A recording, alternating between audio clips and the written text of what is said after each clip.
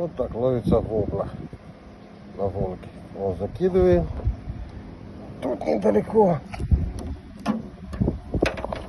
И ждем. Вот, все. Уже клюет во все. Сколько там их? Вот. И вот так через каждые 3 минуты.